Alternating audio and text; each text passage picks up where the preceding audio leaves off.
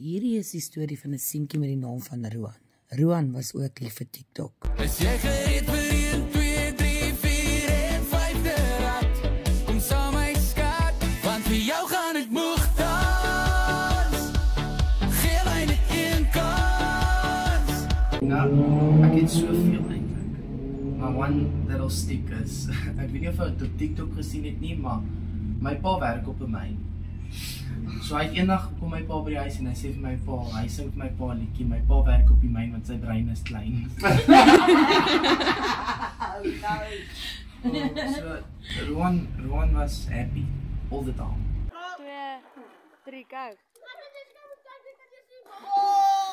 Ja, En hy wou gym. ja. Ek het gegym op skool, Roan wou gym.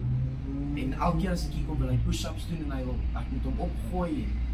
I'll never forget him. Ja, ek sal dit nooit vergeet nie. Dit is altyd my klein boetie wat soos ek wil wees. Dis my boetie en my familie se naam en my meisie en my skoonma vir wie hy Respect my bra. so mee gepraat het en van hulle gepraat het en ek het gister my boetie was veras, ons was daar. Ek wil nooit weer deur so iets gaan nie en ek wil ook nie deur so iets gaan as ek weet iemand het hulle gehaat of sleg gepraat van hulle nie. Ek wil net die mense vra om my kind uit te los. Dit kan vleeg. Hy is nou by die Here uit Gans. Die stories is goed. Hulle moet ophou. Want ons wat ouers is, kry seer. En ons is nog ruim. Dit is gister was hy verrasse. So ek vra die mense asseblief net om my kind tot tevrede te los.